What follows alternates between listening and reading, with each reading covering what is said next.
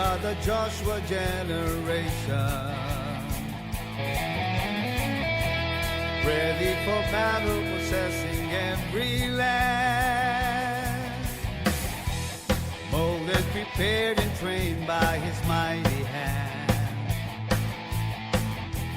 taking every tribe and nation,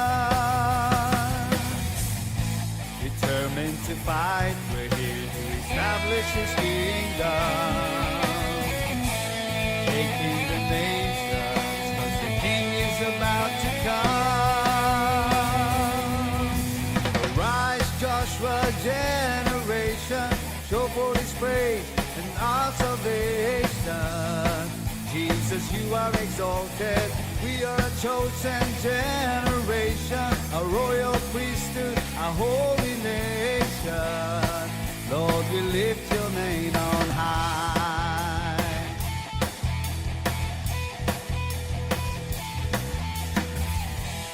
We are the Joshua generation. Joshua generation, Ready for battle, possessing every land. Molded, prepared, and trained by His mighty hand. Joshua generation, Taking every tribe and nation. determined to fight. We're here to establish His kingdom, shaking the nations, 'cause the King is about to come. Arise, Joshua generation, show forth His praise and our salvation. Jesus, you are exalted. We are a chosen generation, a royal priesthood, a holy nation. Lord, we lift your name on high.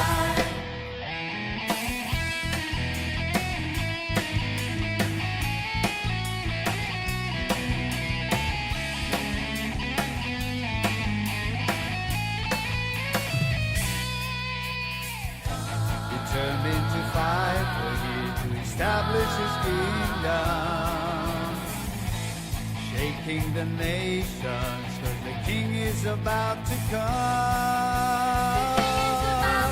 Arise, Joshua generation, show forth His praise and our salvation. Jesus, you are exalted. We are a chosen generation, a royal priesthood, a holy nation.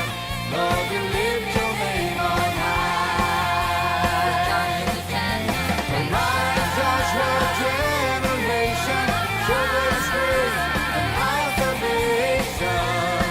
Jesus, you are exalted. We are a chosen generation, a royal priesthood, a holy nation. Lord, we lift your name on high. Arise, Joshua generation, arise, Joshua generation, arise, Joshua generation.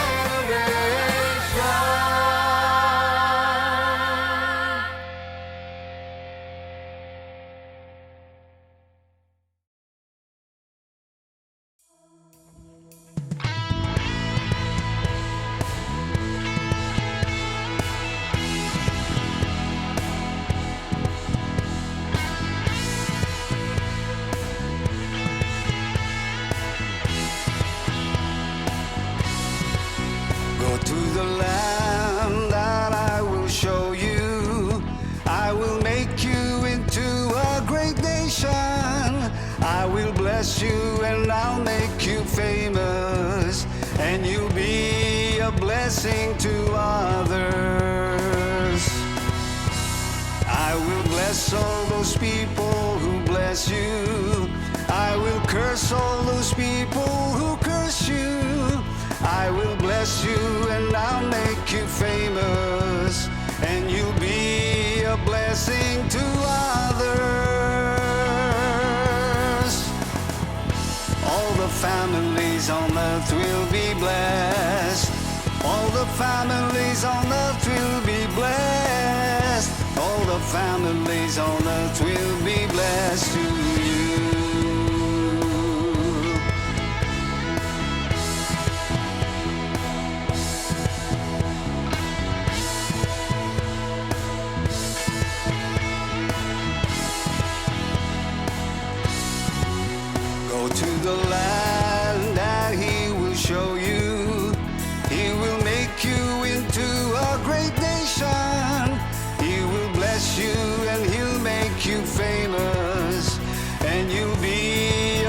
blessing to others. He will bless all those people who bless you. He will curse all those people who curse you. He will bless you and he'll make you famous, and you'll be a blessing to others. All the families on earth will be blessed. All the families on earth will be blessed. All the families on earth will be blessed through you. All the families on earth will be blessed. All the families on earth will be blessed. All the families on earth will be blessed through you. All the earth will sing and give you praise. All the nations will come and worship you. Every tribe and people will bless your name. Every knee will bow and every tongue confess that you are Lord. You are Lord. All the families on earth will be blessed. All the families on earth will be blessed. All the families on earth will be blessed through you. Oh, all the families on earth will be blessed. All the families on earth will be blessed. All the families on earth will be blessed through you.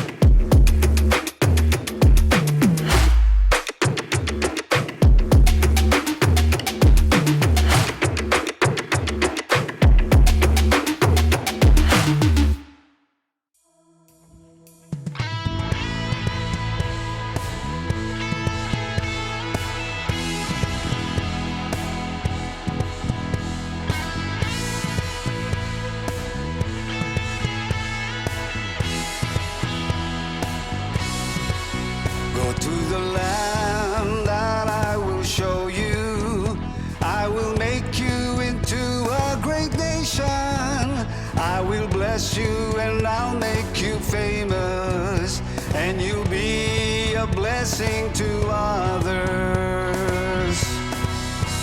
I will bless all those people who bless you. I will curse all those people who curse you. I will bless you and I'll make you famous, and you'll be a blessing to others. All the families on earth will be blessed. All the families on earth will be blessed. All the families on earth will be blessed to you.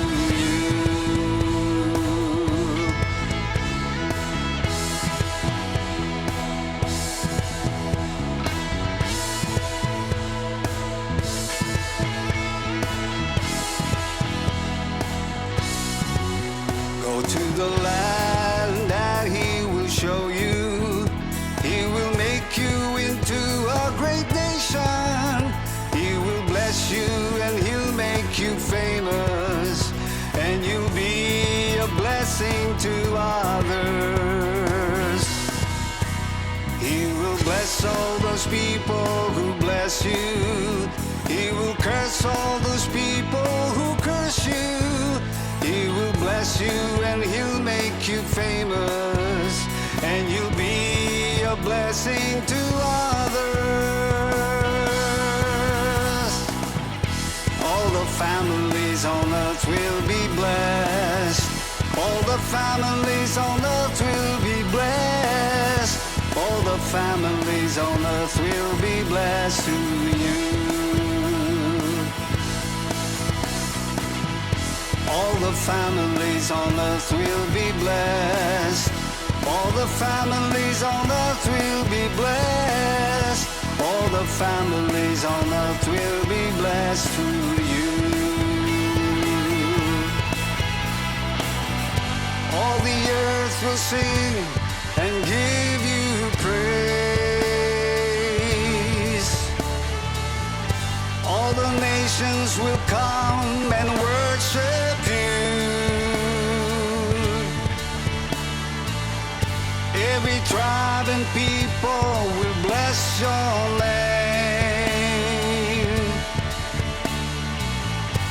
Every knee will bow and every tongue confess that you are Lord. You are Lord. All the families on earth will be blessed. All the families on earth will be blessed. All the families on earth will be blessed through you. Oh, all the families on earth will be blessed. All the families on earth will be blessed. All the families on earth will be blessed through you.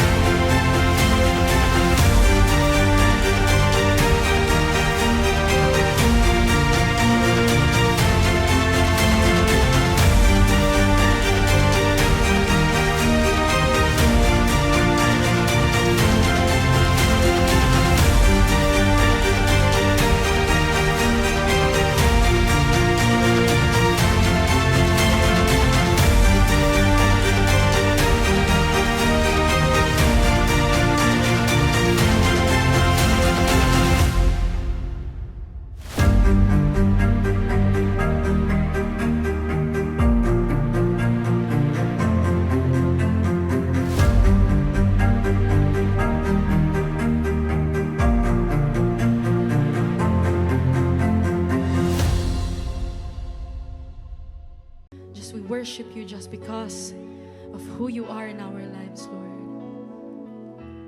Thank you, Jesus. Because of who you are, I give you glory. Because of who you are, I give you praise. Because of who you are, I will lift my voice and say, Lord, I worship you because of who you are. Lord, I worship you because of who you are. Sing once again. Because of who you are. Because of who you are, I give you glory. Because of who you are, I give you praise. Because of who you are, I will lift my voice and say, Lord, I worship you because of who you are. Lord, I worship you because of who you are. Come on and sing his name, Jehovah Jireh, my provider. Jehovah Nissi, Lord, you reign in victory. Jehovah Shalom, my Prince of Peace, and I worship you because of who you are. Sing once again, because of who you are. Because of who. Come on, tell it to the Lord right now. Come on, sing it to him. Oh, because of who you are.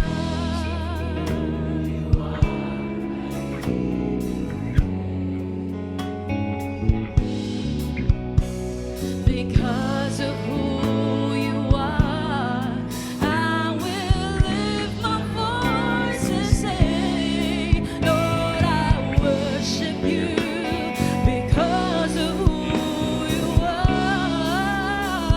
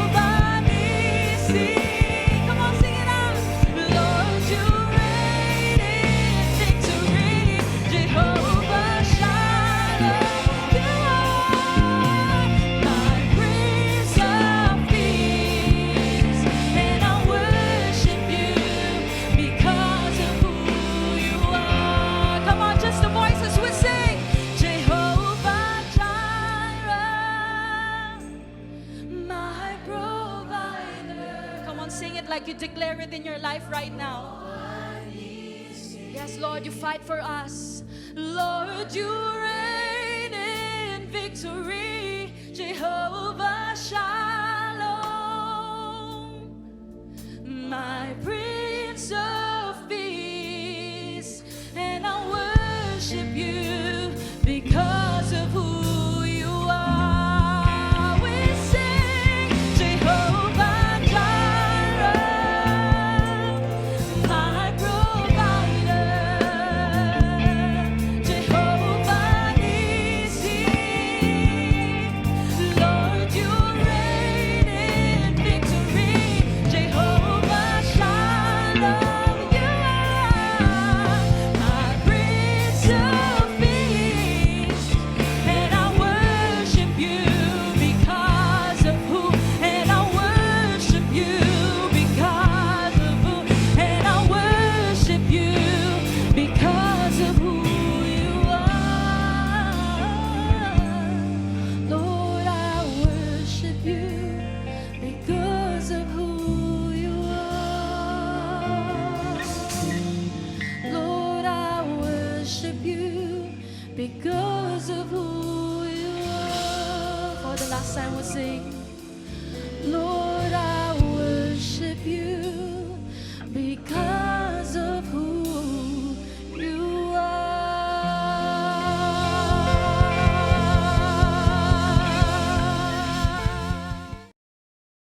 Hello, my dear brothers and sisters. Welcome to our online service.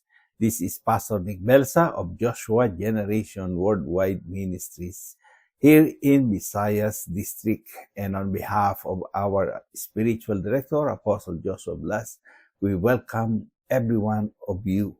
And we would like to honor the family of Apostle Joshua and, of course, all the members of the Execom, our district pastors and workers in the vineyard, and lahat po ng mga members ng simbahan. We welcome every one of you. And if this is your first time here na maka-join sa ating online, or this could be your first encounter in our online service, we welcome you. And kung pwede mag-comment lang kayo, and just say, I am VIP, and we recognize you, and we will get in touch with you. Praise God. And for this month of May, ang topic natin for this week is about Jehovah Shalom. We are discussing about the compound names of God.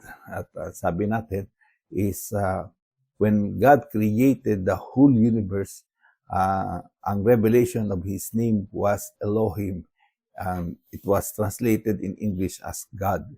Ang Elohim is a plural name of God, and at the same time it is speaking or describing about being a creator. Kaya sabi ng Bible, and God said, let there be light, and there was light.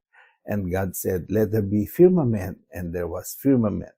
And let the water divide. Okay, so ganun na nangyayari. God said it was good. But when it comes to man, nung kanyang lilikhain na ang tao, ang sabi ng Bible is the Lord God sa English. Meron ng karugtong ang pangalan ng Elohim. Ang pangalan is Jehovah Elohim, or yung four-letter words of His name. Ang tawag natin is yung tetragrammaton name of God. Ang ibig sabihin, it is the most holy name, the sacred name of God, and it is the name that God wanted to reveal to His people. It could be pronounced as Jehovah or Yahweh. Okay? And Yahweh God make man. Nung ginawa ang tao, is ginawa na niya in the form na ang kanyang pangalan is being revealed to man. Sa atin lang ni-reveal ng Panginoon that He is a Jehovah. Okay? Praise God. So, since then, marami nang connect sa kanyang pangalan, 'di ba? Si Abraham, tinawag niya si Lord na Jehovah Jireh, di ba? Pagkatapos is dito, ang ating story is about si Moses, nung nanalo sila sa battle, Jehovah Nisi naman siya. And then, sa story natin, we will read this in the book of Judges. It is all about the story of Gideon. And by this time, the Lord God, si Jehovah, si Yahweh, siya ay yung angel of the Lord in the form na nag-appear kay Gideon.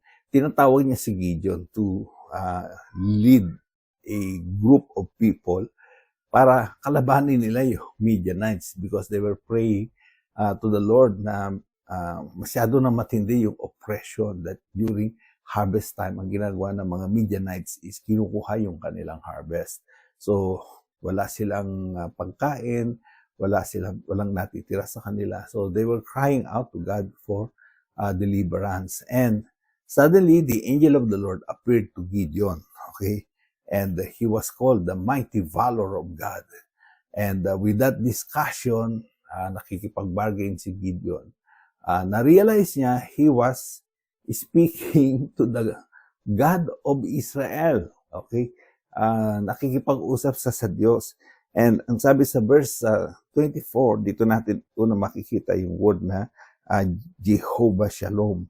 Then Gideon built an altar there unto the Lord and called it Jehovah Shalom. Unto this day, it is yet in Ophrah of the Abishrites. Okay? So, nagawa daw ng altar si Gideon at ang tinawag niya dun sa altar na yon ay Jehovah Shalom. Bakit nga ba Shalom ang tinawag niya kay Lord or the God of Peace? Okay? Di-discuss natin later on yan. Ang sabi ng Bible, Gideon, doon sa earlier verse, sabi, Gideon perceived that he was an angel of the Lord. Nakilala niya, naintindihan niya na yung kausap niya. Is not an ordinary angel, but an angel of the Lord. So, alam ni Gideon na walang sino man ang pwedeng makakita sa Panginoon face to face. Okay, di ba? Maraming namatay dahil ginalaw nila yung Ark of Covenant. Maraming namatay yung mga anak ni Aaron, namatay sila kasi nag-alay sila ng strange fire. At ang sinasabi doon is walang makakalapit sa Diyos dahil siya ay Holy God. Okay? So unless you have a deep and personal relationship with Him at meron kang intimacy at ikaw ay wine-welcome ng God, doon lang mangyayari yon, okay? Na hindi ka mamatay. That's why yung high priest, kinakailangan magkaroon muna siya ng personal cleansing, mag-alay muna siya ng sa kanyang kasalanan bago siya pumasok dun sa Holy of Holies. Otherwise, kung may kasalanan siya, pagpasok niya dun sa Holy of Holies, na kung saan nandun yung Ark of Covenant, siya ay mamamatay. So, sabi ng Bible, no one will see God and live. Okay? Pero by this time is nagulat si Gideon. Sabi niya, alas, O Lord God, because I have seen an angel of the Lord face to face. In other words, alam niya na siya ay mamamatay. Okay? And then, sabi ng Bible is this, sa verse 23. And the Lord said unto him, Peace be to you, peace be unto thee. Fear not, for thou shalt not die. So, binigyan ng assurance ng angel of the Lord that he's not going to die. Bakit? Nung nag-release ang Panginoon ng shalom sa kanya. So, in other words, merong natanggap na shalom si Gideon at siya ay hindi napahamak. Okay. So, isa-isahin muna natin yung word na Jehovah. Ang word na Jehovah daw is, it denotes that God who revealed Himself unceasingly. So, kapag sinabi niya, I am Jehovah, that's why nung ginawa niya yung tao, He revealed Himself as the Jehovah God because He wants man to know Him. Diba? Ang sabi ng Bible, God is looking for someone who will worship Him in spirit and in truth because God wanted to reveal Himself. At ang sabi niya, those who come to God through Christ will never be drive out or cast out by God, kasi God is longing for every one of us and He wanted to reveal Himself to everyone. And ang word na shalom is galing to dun sa salitang shalem daw, which means complete or sound. The word shalom is translated as peace. Okay? Sa English ay kapayapaan. Naalala ko yung nung dinidefine ni Apostle yung word na peace, na shalom sa amin. Ang sabi niya, it means nothing is missing, nothing is lacking, and nothing is broken. Kapag ka nagbigay daw ng blessing ang Panginoon, nothing is missing, nothing is lacking, and nothing is broken. Naka-experience na ba kayo na meron nagbigay sa inyo ng kotse, at tapos yung kotse ay naandoon sa garahe lang, hindi nyo rin na-enjoy? Okay, tapos may nagtanong sa inyo, bakit hindi mo pa pinaandar yan? Hindi mo pa pinapatakbo? Kasi sabi niya ganyan, kasi wala pang gasolina. Okay? So, ibig sabihin, something is missing. Okay? Merong nawawala, walang gasolina. Okay? Diba? Hindi talaga tatakbo kahit meron ka sinasabing blessing na may kotse ka. May kotse ka nga, wala mang gasolina. Wala din yun. Pero ang Panginoon, pag nagbigay ng sasakyan, sigurado may gasolina. That's why sabi ni Apostle, kung tumaas man ang gasolina, huwag kayong mag-alala. Kasi binigyan niya na nga kayo ng sasakyan eh. How much more yung gasolina pa? Diba? Because when God gives, okay, nothing is missing. Amen? And then, sabi gano'n, nothing is lacking. Okay? O bakit naman hindi umaandar yan? May gasolina na. Kasi may kulang pa. Ano ang kulang? Kulang yung mga papeles. Okay? Baka mahuli ng LTO. Okay? Ito ay ma-impound. Okay? Kaya pala hindi maitakbo kasi something is lacking. Merong mga kulang pa sa papeles. So, hindi rin may pwedeng itakbo. Pwede siguro sa mga short distance lang. Pero nakakatakot mag-drive dahil mayroong sasakyan ka na kulang sa requirement ng papeles. Lagi kang kakaba-kaba. At bawal talaga yun, di ba? So, nakagarahe kasi kulang sa requirements yung papeles. So, si Lord pagka nagbigay, kumpleto, pati yung papeles na nakarehistro, ika nga. Okay? Tapos, meron naman gasolina, maayos na papel, pero hindi pa rin tumatakbo. Ang sabi gano'n. Bakit nga ba hindi tumatakbo yung sasakyan mo? Kasi something is broken, di ba? Ay flat yung gulong, ay yung tawag dito, yung manubela medyo maluag, okay? So something is broken, okay? So kaya pala hindi mapaandar kasi meron pa ring sira yung sasakyan. Pero once the Lord gives, meron kang peace. Okay, what do you mean? Nothing is missing, nothing is lacking, and nothing is broken. At mula noon, lagi na namin sinasama yan sa aming panalangin. Okay? Lord, once you give. Nothing is missing, nothing is lacking, and nothing is broken. Amen? Praise God. So, our God is Jehovah Shalom. He wanted to reveal to us that He is the Lord of peace. Okay? Siya ang Panginoon ng kapayapaan. Just like what He did with Gideon.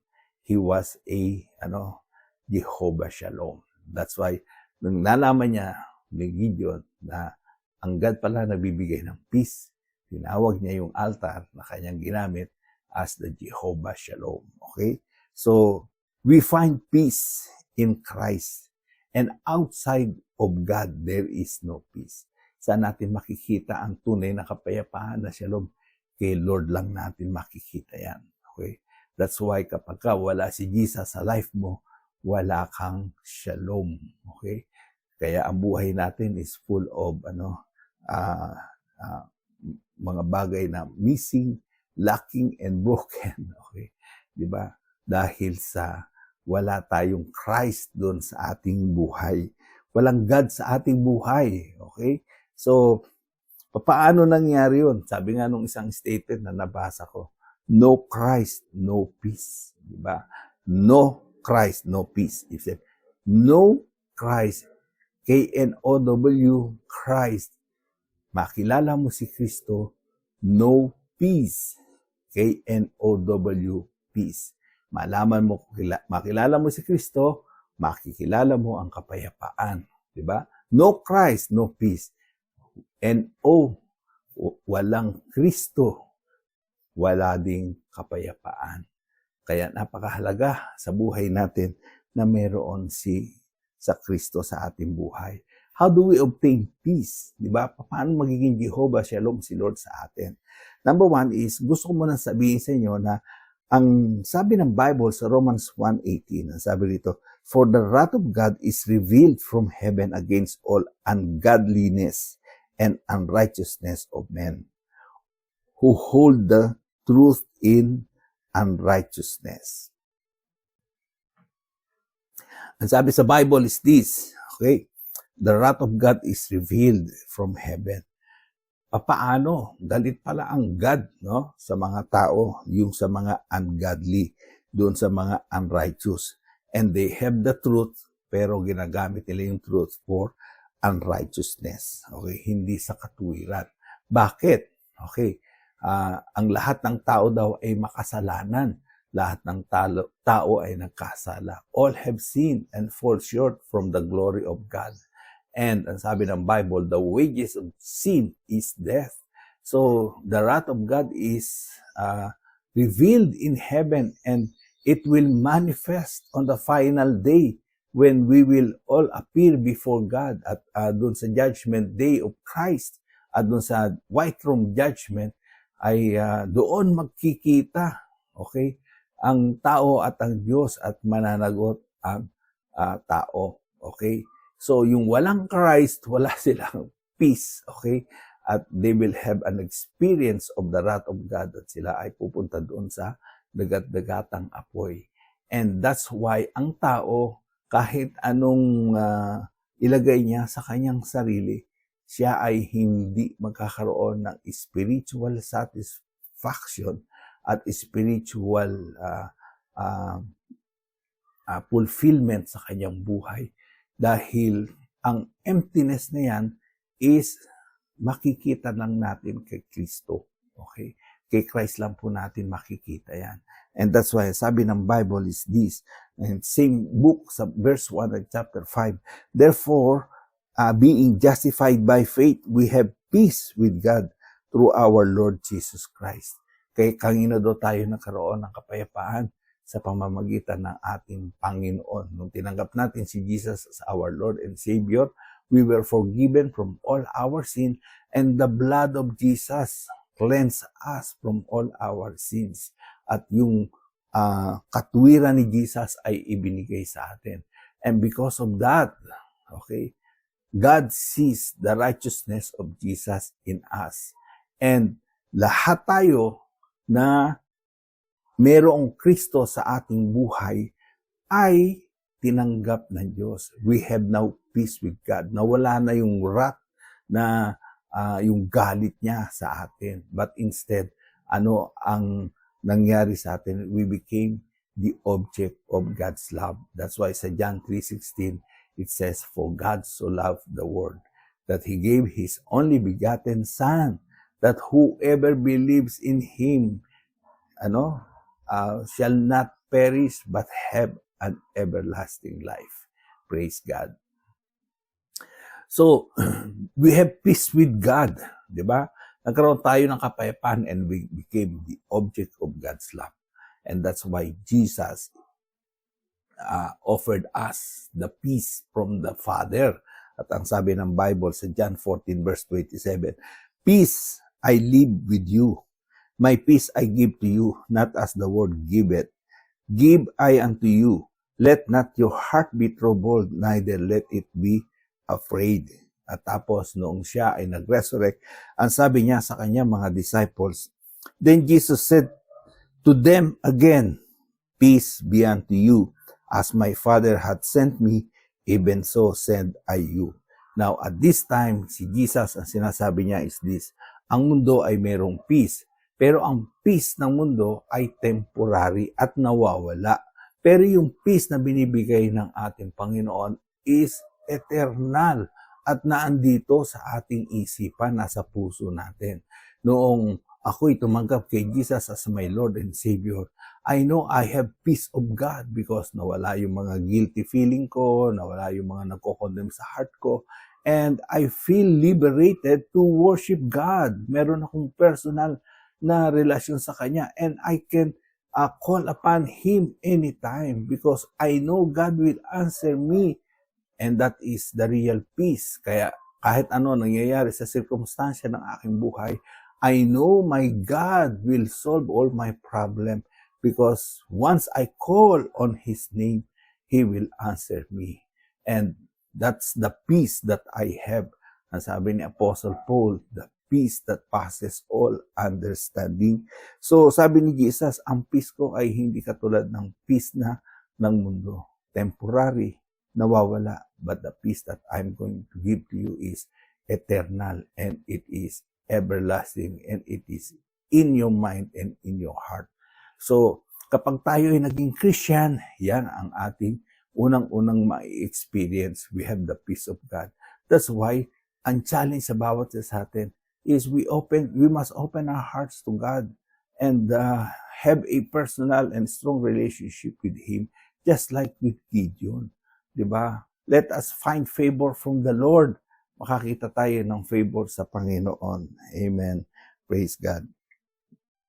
And then sabi rin ng Bible is this, once we have the Holy Spirit will also manifest the peace that God has in our life. Ang sabi ng Bible, but the fruit of the Spirit is love, joy, peace, suffering, gentleness, goodness, faith, meekness, temperance. Against such there is no law. Yun po ang sabi doon sa Galatians 5:22 and 23. Ang ibig sabihin is this, God is so faithful to us that He's not going to leave us alone. Hindi tayo pwede magsolo dahil yung presence niya ay kasama natin. And once the presence of the Holy Spirit is in us, the Holy Spirit will just manifest. Siya ang magmamanifest nito. Magmamanifest His presence, at ang manifestation ng kanyang presence sa ating buhay is the peace of God. So, yung ating Panginoon, who is our Jehovah Shalom, will reveal Himself. He will reveal Himself that He is the Jehovah Shalom. We will have peace. Okay? Maaari siguro ang iba sa atin ay gulong-gulo na sa mga problema, gulong-gulo na sa mga pangangailangan, gulong-gulo na sa lahat ng mga bagay dito sa mundo. Okay? Gulong-gulo na dahil komplikado na ang inyong mga problema. Pero once we come to God, dali natin sa Panginoon ang ating mga sitwasyon, isurrender natin sa Kanya. Siya ang mag-aayos niyan. Okay? Ang unang-unang hinihingi lang niya is lumapit tayo sa Kanya. Once we come to God and ask God for forgiveness and the cleansing of our sins, diba? Once na ikinumit natin ang buhay natin at sabihin natin, Lord, from this day on, mabubuhay na ako kay Kristo. From this day on, I will live by the Holy Spirit. If that is your decision in your life, then the peace of God will be upon you. Okay, magkakaroon tayo ng kapayapaan galing sa Panginoon. Okay. Ano ang mga sirkumstansya ng buhay natin na nagdadrag sa atin? Ano ang mga hinaharap natin ngayon na nawawalan tayo ng kapayapaan? Alam nyo, maraming nagkakaroon ng nervous breakdown because of the lack of peace of God. Diba? You are under pressure. Okay? You are under stress. Okay? Kinakailangan mo ng peace of God. Okay. If that is your situation, kinakailangan natin lumapit sa ating Ama at sabihin natin, Lord, let me be your servant and I want you to be my Jehovah Shalom. Amen. So, in summary, ang sinasabi natin, ang peace, the peace that passes all understanding can only be found in God through our Lord Jesus Christ. When we know the Prince of Peace, si Jesus, He is the Prince of Peace. We know how to live in peace with God. Magkakaroon tayo ng reconciliation sa Kanya. We are now becoming the object of His love instead of His wrath or His anger. Because we were reconciled to God by the blood of Jesus to the Father, ang sabi natin, we have peace also with one another. Diba? Nagkakaroon ka rin ng kapayapaan. Nagkakaroon din tayo ng kapayapaan. Nagiging maganda din ang ating relasyon sa ating mga kasama sa bahay, kasama sa simbahan, kasama sa opisina, sa eskwelahan, saan man sa ating community. We have peace with them because dala-dala natin yung peace of God.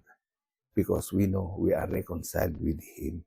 And because of the presence of the Holy Spirit in us that produce this same peace of God, this same shalom. Okay, ang mangyayari sa ating buhay, once the peace of God is so strong, nothing will be missing, nothing will be lacking, and nothing will be broken in our life. Praise God. Kung gusto natin yung ganong klase ng buhay, ang kailangan natin is yung peace ng ating Panginoon. What we need is si Jehovah Shalom. Amen? Praise God. Para po sa inyo na hindi pa tumatanggap sa Panginoon, iniimbitahan ko kayo to receive Christ as your Lord and Savior. Just pray this prayer. Sabihin ninyo, Heavenly Father, I admit I am a sinner and I accept you as my Lord and Savior. Let Jesus be the Lord and Savior of my life and cleanse me, forgive me from all my sins, and I give my life to you. At dalangin ko, Panginoon, let your peace that passes all understanding guard my heart and my mind. Thank you, Father. Fill me now with the Holy Spirit, and let the fruit of the Holy Spirit manifest itself in my life. In Jesus' name, amen and amen. At para po sa lahat naman na may mga pinagdadaanan sa buhay nito, again, ang sabi natin, si Jesus is our Jehovah Shalom. Siya ang ating kailangan ngayon. Let us pray. Father, in the name of Jesus, maraming mga naandito ngayon, nanonood, Lord, na mayroong mga dinadaan ng problema na mabibigat, Lord God. I pray in the mighty name of Jesus, let the Jehovah Shalom, in the name of Jesus, reveal Himself to everyone. At hayaan mo, Panginoon, ang aming spiritual life ay maging maayos, that we are reconciled with you, that we are obedient to you, Panginoon, that our life, Lord, will be filled with peace that passes all understanding. I pray in the name of Jesus, as you have promised, once the peace of God in our lives is present, Lord, nothing will be missing, nothing will be lacking, and nothing will be broken. I pray mga broken relationship ma-restore. I pray, Panginoon, yung mga bagay na kulang sa pangangailangan pang-araw-araw, ibigay mo. And Lord, kung mayroong missing, Lord God, sa kanilang buhay spiritual, in the name of Jesus, i-restore mo, Panginoon. Salamat po. We thank you. We bless you. This is our prayer in Jesus' name. Amen and amen. Praise God. Marami pong salamat, and I pray for the love of the Father to be with you, for the grace of our Lord Jesus Christ to be with you, and the fellowship of the Spirit to be with you. In Jesus' name, amen and amen.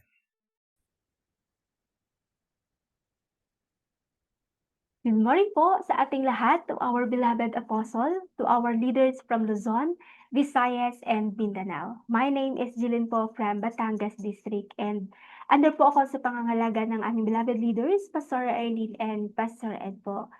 It's really a privilege to share my testimony kung paano po ako natutong magtanim sa Panginoon and how I experience His blessings through obedience and giving po. Diba pag sinabi naman pong giving, Hindi lang siya about money. It's about honoring and putting Him first before our needs and believing that He is our source and provider po.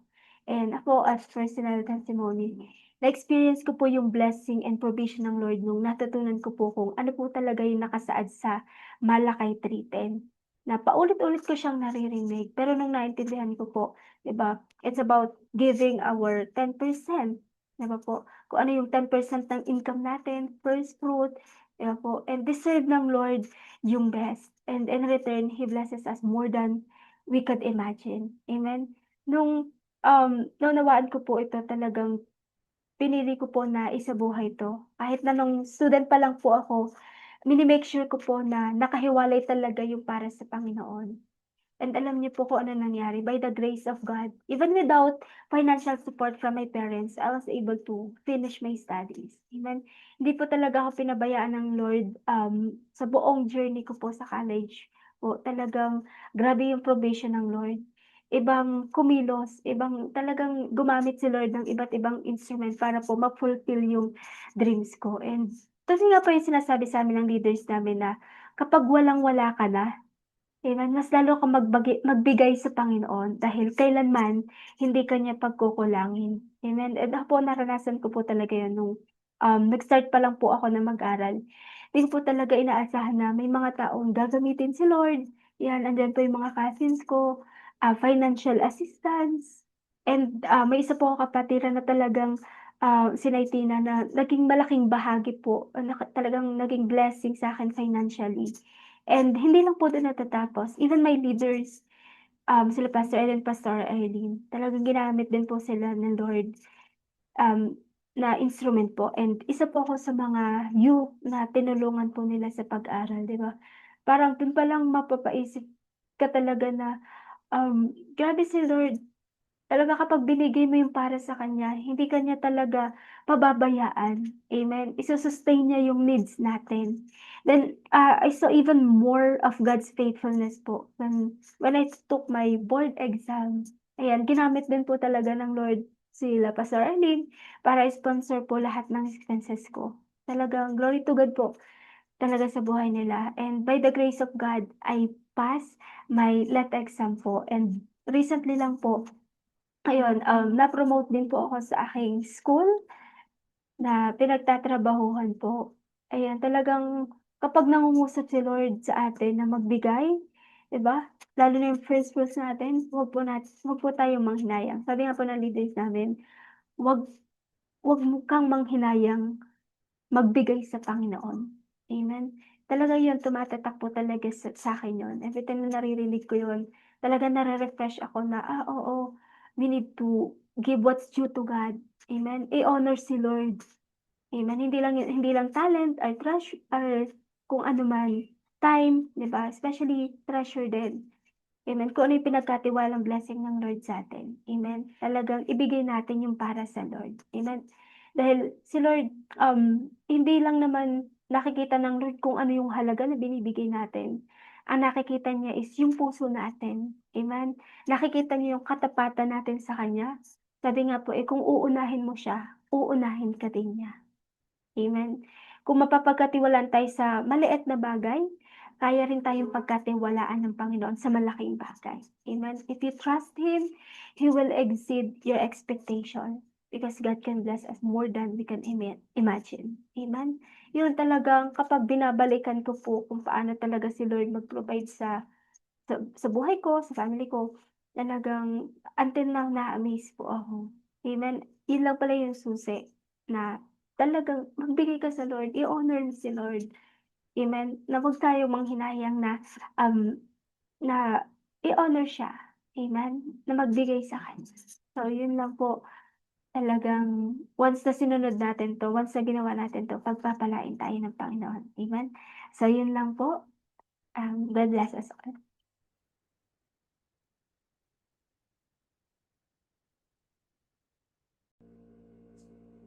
Receive this teaching blessing.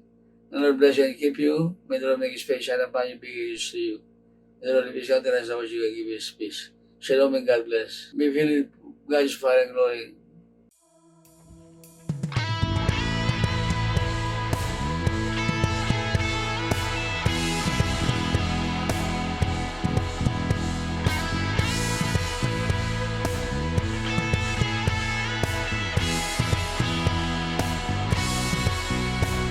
the land that I will show you.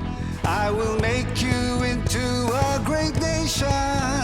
I will bless you and I'll make you famous, and you'll be a blessing to others. I will bless all those people who bless you. I will curse all those people who curse you.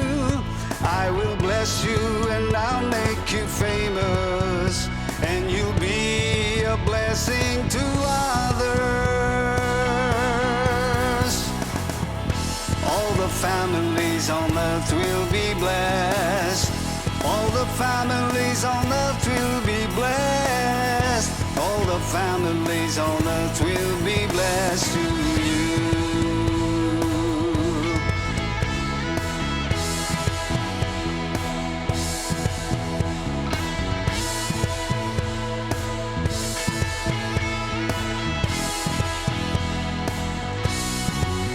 Go to the land that he will show you.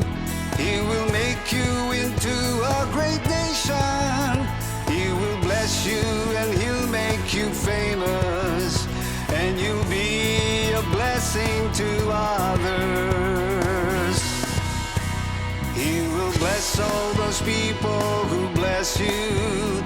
He will curse all those people who curse you.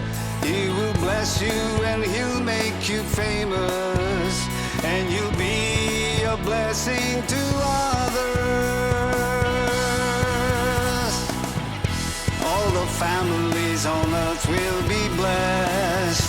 All the families on earth will be blessed. All the families on earth will be blessed through you.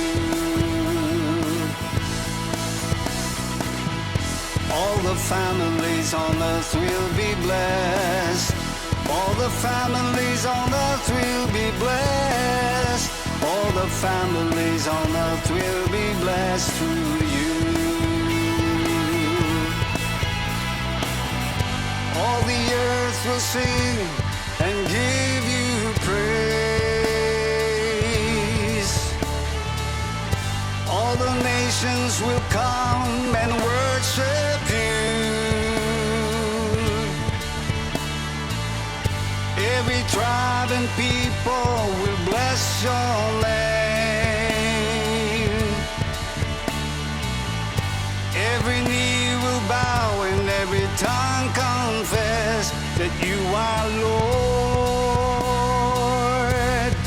You are Lord. All the families on earth will be blessed.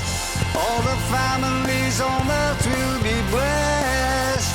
All the families on earth will be blessed through you. Oh, all the families on earth will be blessed. All the families on earth will be blessed. All the families on earth will be blessed through you.